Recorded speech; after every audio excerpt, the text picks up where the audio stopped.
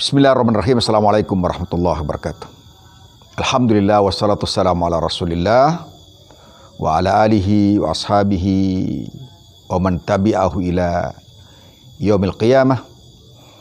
Asyhadu an la ilaha illallah wahdahu la syarikalah wa asyhadu anna Muhammadan abduhu wa rasuluh alladzi la nabiyya ba'da. Pada kesempatan kali ini saya akan bacakan sebuah buku yang judulnya adalah Az-Zuhd, yang ditulis oleh Al-Imam Ahmad Ibn Hanbal Asy-Syaibani, salah seorang imam madhab fikih yang luar biasa, yang lahir pada tahun 1164 dan meninggal pada tahun 241 Hijriah. Beliau membahas sekian banyak zuhad, orang-orang zuhud, dalam artian memiliki dunia tapi dunia tidak bersarang dalam dadanya. Dalam kesempatan ini saya akan mengutip apa yang disampaikan Imam Ahmad tentang zuhdu Umar bin Khattab radhiyallahu anhu. Beliau meriwayatkan, haddatsana Abdullah, haddatsana Muhammad ibnu Ghailan, haddatsana Sufyan an ibni Jad'an qala sami'a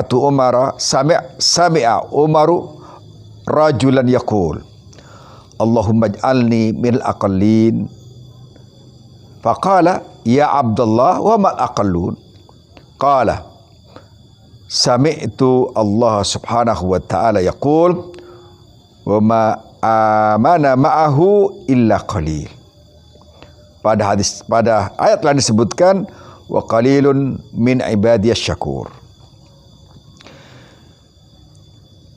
Dari sini kita melihat bahwa Umar radhiyallahu anhu mendengar seseorang berkata, atau lebih tepatnya berdoa, Allahumma ij'alni minal aqallin. Ya Allah, jadikan aku golongan minoritas. Umar rada kaget dengan apa yang disampaikan oleh, atau dikatakan, atau didoakan oleh lelaki yang tidak disebutkan namanya di sini. Kemudian karena mungkin tidak kenal, Umar berkata, ya Abdullah, wahai hamba Allah, mal aqallun, apa yang dimaksud oleh engkau itu dengan aqallun atau minoritas?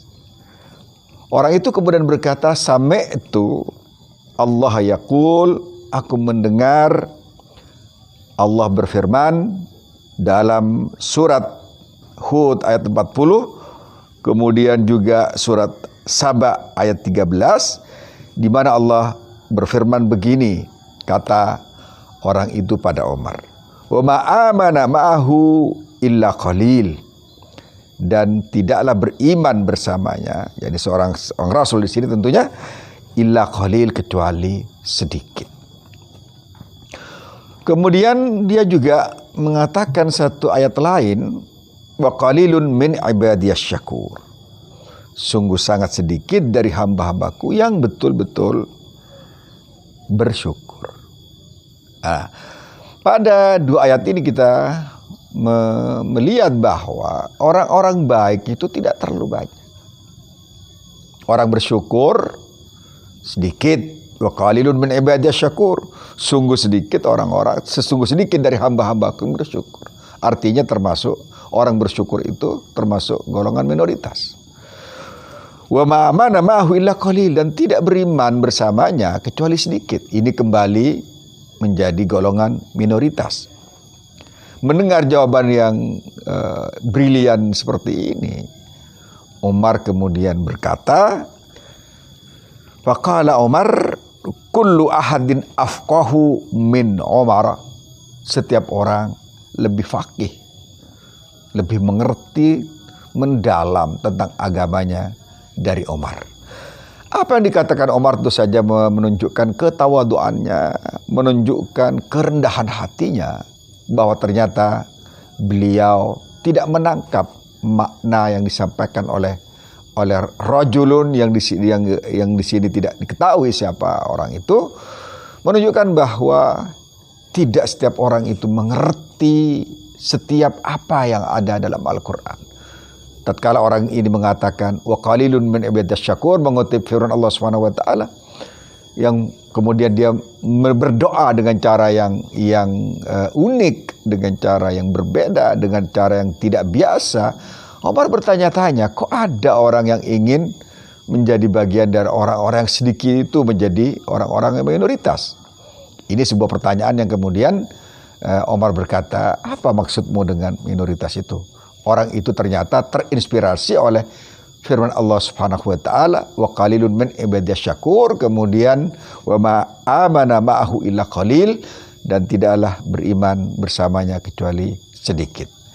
Semoga ini zuhud Omar radhiyallahu anhu, bagaimana beliau merendah hatinya, ternyata banyak, wa kullu ahadin, kata beliau, afqahu min Omar. Setiap orang itu lebih faqih daripada Omar. Kita tahu Omar adalah seorang yang berilmu luas, tapi kerendahan hatinya tidak menjadikan dia rendah, malah orang semakin respect pada beliau dengan ketawaduannya, dan tentu saja beliau mengamalkan apa yang pernah Rasulullah sabdakan, dan tentu saja beliau juga mendengar, Umar bin Khattab mendengar, man tawadha'a lillah rafa'ahullah. Barang siapa yang berendah hati karena Allah, maka dia pasti diangkat oleh Allah Subhanahu wa taala derajatnya. Dan Omar telah menjadi contoh nyata bagi kita semua agar rendah hati itu menjadi bagian dari pola hidup kita. Jangan sampai kita angkuh, sebab keangkuhan itu menjadikan kita runtuh. Aku qouli hadza. Wassalamualaikum warahmatullahi wabarakatuh.